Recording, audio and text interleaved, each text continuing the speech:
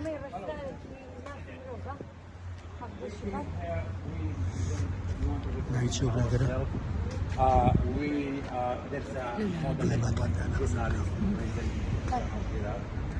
just making demonstration there. We want to give our message to MP, to any MP of Parliament. نماڵەی بەرزانی بڕیاریاندا و بۆ چرکەساتێکیش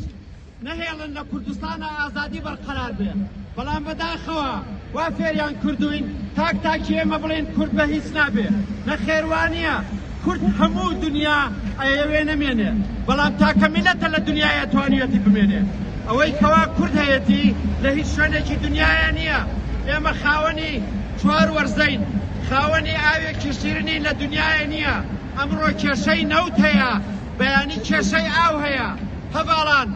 بە دڵنیاییەوە پێتانەڵێم هەر تاکێک لە ئێوە باڵوێزی کوردستانن هەر تاکێک لە ئێوە داکۆچیکەرن لە خوێنی سەیدەکان لە ڕابردووە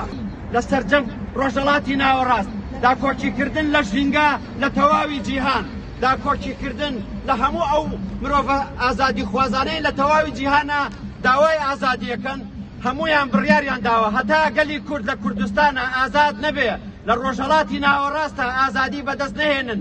و بە هەر بە پێشەوای گەلی کوردیش بەڕابەری گەلی کوردیش ئەو کوردستانە دین و توێژەکان و موچەخۆران و مامۆستایان و ئازادی گشتیەکان لە زیندان توت کراون بەم پێی ئەرکی هەمومانە خاوەندارەتیان لێ بکەین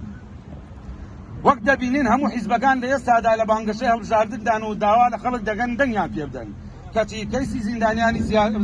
زیندانیانی سیاسی بادینانیان فرامۆش کردووە یان هەندێک جار بۆ بانگەشەی هەڵبژاردن بەکاری دێنن لەم پرۆسەیەدا دادگاش کەوتووەتە گەمەی دەسەڵات و بنەماکانی دادگەری پەیڕەو ناکا و ناکرێت زۆربەیان پەڕاویان نییە